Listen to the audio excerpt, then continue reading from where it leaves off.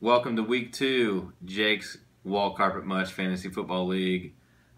Week 1 is in the books. We're going to go ahead and talk about a little bit of those breakdowns from last week. We'll jump right into the matchup between Brent and John. Brent got the victory. John, you're a victim of the first bad beat of the week. Got beat by 22.3 points.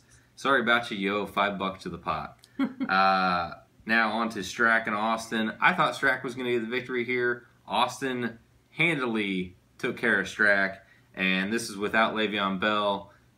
Getting a victory without Le'Veon Bell is huge for him, and hopefully for the future he's going to get a few more wins and be just fine.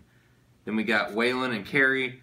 I thought for sure Carey was going to make something happen there and put the reigning champion down, but Adrian Peterson shit the bed for you on Monday, and that's just the nature of the beast, Carey. I'm sorry you didn't get the win with it this week, but you know, you got your husband this week, and that should be a victory for you. So me and Kevin, that was a great matchup. He got out to the 58-8 lead on Thursday, and then I had the Monday Night Miracle about 1 a.m. Carlos Hyde goes for 168 yards, 2 touchdowns, end up scoring 133 points, getting the freak week. Kevin scores 122, goes down, tough break, man. Sorry, it's just the way the ball bounces. Kyle and Nick. Kyle got a solid victory, got some help from Jarvis Landry in that punt return. Nick, you have some depth issues. We'll see what happens in week 2 for you. Andy and Todd was a great matchup, one of the closest ones we had. But Andy got his first fantasy victory as a part of the Jake's Wall Carpet Munch crew. And Todd's going to do a little soul searching this week. But then kind of Andy and Todd bring us into the next topic is the trades that happened earlier this week. Boo. Andy had our first in-game trade ever.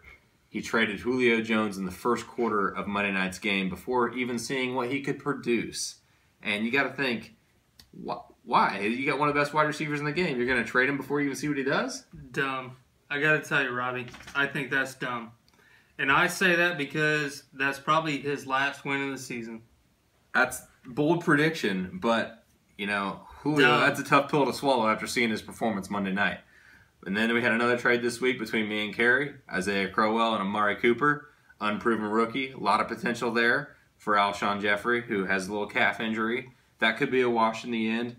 We'll see how it plays out the rest of the season. But let's get right into the Week 2 matchups this week. All right, our first matchup of Week 2 is going to be Brent Barry versus Austin Hill. This matchup kind of already got underway last night with Kansas City versus Denver. Brent obviously has Jamal Charles. He had a pretty good game, except for the 2 fumbles, which only gave him 14.7 points. Austin has some legwork to do to catch up. Obviously, without Le'Veon Bell again this week, we'll see if D'Angelo Williams can have a good as game as he had last weekend. It's going to be very close. I feel like Austin may be on a heater. I'm going to pick Austin in the upset. Brent, who do you think is going to win? Well, of course I'm going to pick myself, but I am glad that I'm playing Austin at this point in the season when he doesn't have Le'Veon in there. That's a good call. I mean, I have to. All right, split decision there. We'll see what happens on Sunday. Our next matchup this week is Waylon versus Strack. A matchup of the century, if you will. No, not really. But Strack had a big night last night. Emmanuel Sanders scoring him almost 21 points. Big jump early. I like that. I'm going to go ahead and ride Strack this week. Waylon's coming off his trade this week, seeing how those new players are going to play for him. But I still think Strack's big lead is going to be too much to overcome. What are your thoughts on this game? I'm a big fan. I'm a big fan of Strack. I like him in this situation just because I want to see the Jews lose. The juice is loose. Or the Jews will lose. Either way. All right. That is good for that one. John versus Carey. The matchup of the household. Baby mama versus baby dada.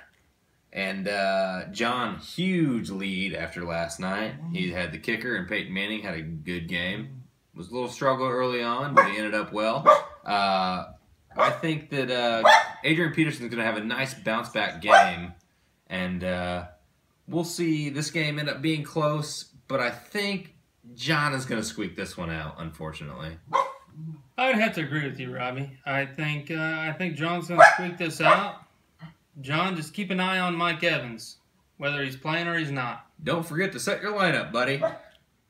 All right, the next matchup is Kyle versus myself. We have Jared Fogel's footlong, so politically correct, Kyle, as expected.